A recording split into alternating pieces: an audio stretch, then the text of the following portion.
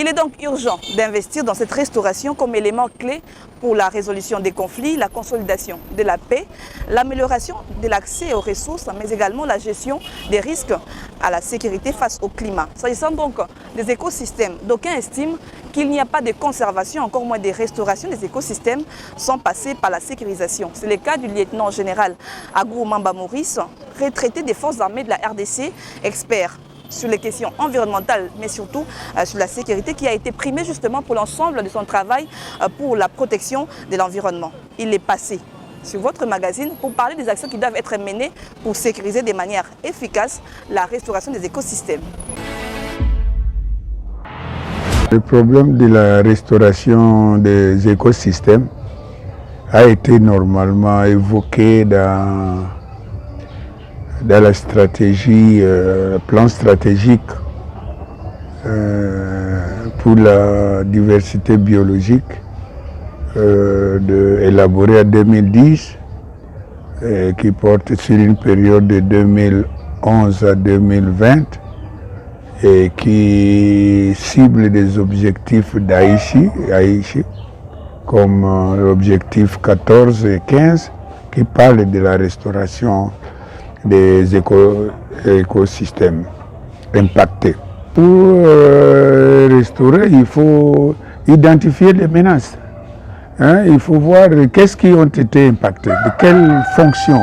Est-ce que c'est leur intégrité?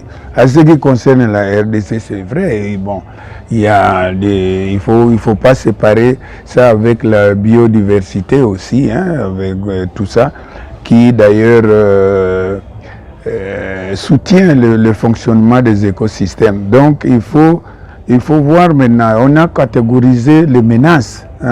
Pour sécuriser, il faut faire l'analyse des menaces. Il y a 12 catégories de menaces qui ont été identifiées effectivement par les instances des spécialistes, d'analystes. Et donc, il y a l'envahissement des pressions, il y a des constructions anarchiques, il y a le braconnage et autres choses, etc. Et donc, ce sont ces menaces-là qu'il faut prendre en compte. Et donc, il faut prendre des mesures. Ces mesures peuvent être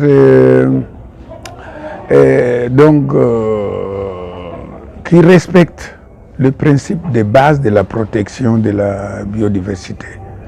Et là, il y a des principes, il y a le développement durable, il y a des principes de prévention, il y a des principes de la précaution. Donc ces deux principes, je voudrais insister là-dessus. Il faut anticiper les menaces pour prévenir. Alors il y a la prévention structurelle, qui est de longue durée, et puis il y a la prévention opérationnelle qui doit se faire maintenant, par exemple pour nous, pour les aires protégées que vous dites. Vous savez que les aires protégées de la RDC sont classées sur tous les patrimoines mondiaux, sur la liste des patrimoines en péril. Et donc, compte tenu des pressions, compte tenu également de la présence des groupes armés, l'envahissement, exploitation illicite de matières premières. On peut citer également la surexploitation, par exemple sur le lac Kivu. Il y a surtout les deux patrimoines, sites de patrimoine, la réserve à Okapi et le Penvi de Virunga. Ce sont deux patrimoines beaucoup plus impactés, d'ailleurs qui se trouvent maintenant dans la zone où on a déclaré l'état de siège. D'ailleurs, c'est une mesure salutaire qui doit permettre aux gens d'application des lois, disons, d'agir.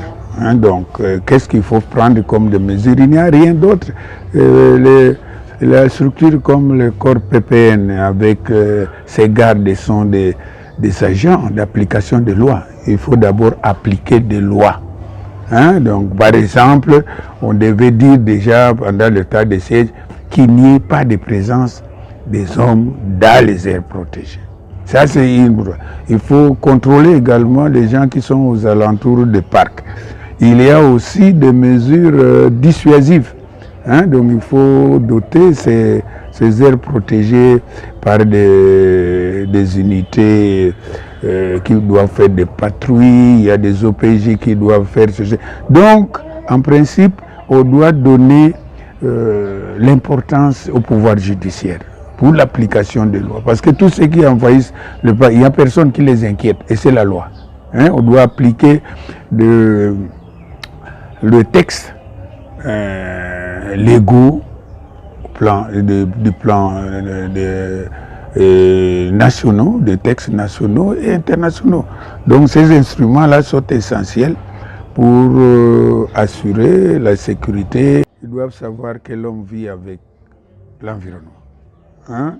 Alors il faut bien vivre avec l'environnement. Hein? C'est pour l'intérêt de la génération actuelle et la génération future.